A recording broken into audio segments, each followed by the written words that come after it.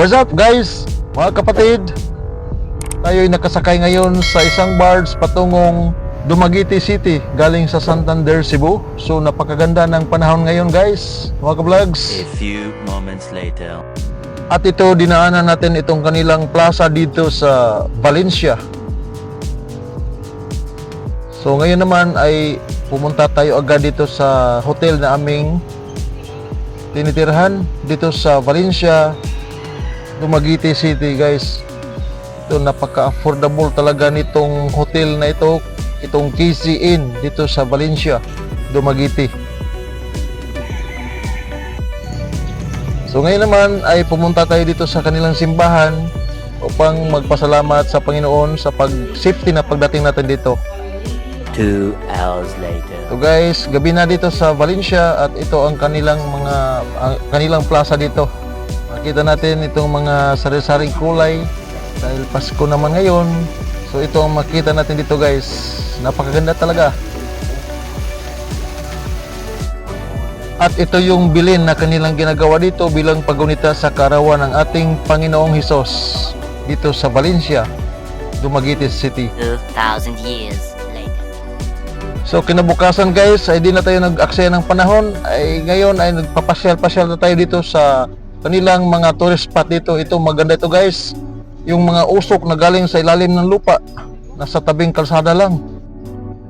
Yan, dinadayo ito ng maraming turista dito guys. Few moments later. At pinuntahan din namin itong kanilang hot spring dito sa Valencia guys. Itong tinatawag nila na Red Rock. Yan, dito tayo pumapasok.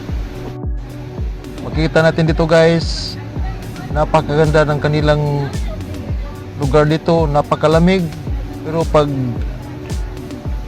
maliligo ka na sa kanilang pool dito, ay mararamdaman mo talaga ang init ng tubig na sabi nakapagpapagaling daw ng ibang mga karamdaman.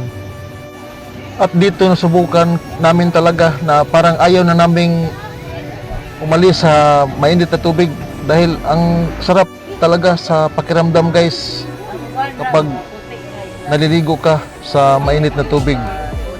So ito yung mga turista guys, yung mga foreigner na nandyan kasabay namin sa pagligo. Enjoy talaga sila. Katulad sa amin dito, enjoy kami dito dahil napakaganda sa pakiramdam sa mainit na tubig sa ating katawan. So ito yung aming kasama guys, mga kasamahan. So, ito yung nakapaligid sa lugar na ito guys. Berdeng mga halaman, mga tanim dito.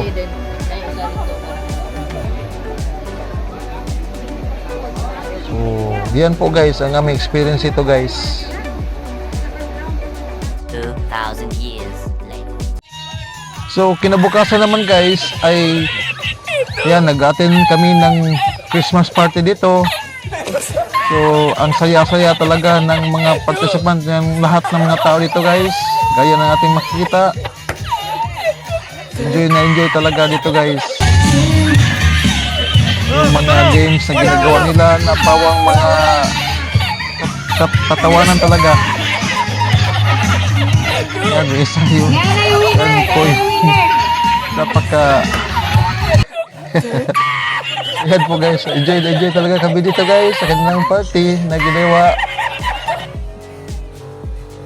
So ang saya-saya talaga pag may mga games na nakakapagpasaya na sa lahat, nakakapagpapatawa sa lahat guys. Enjoy talaga lahat dito guys.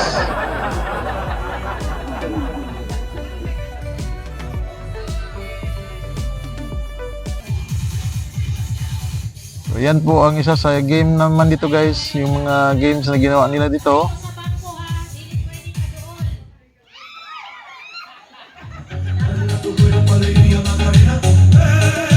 So yan lang po guys, maraming salamat sa inyong panonood.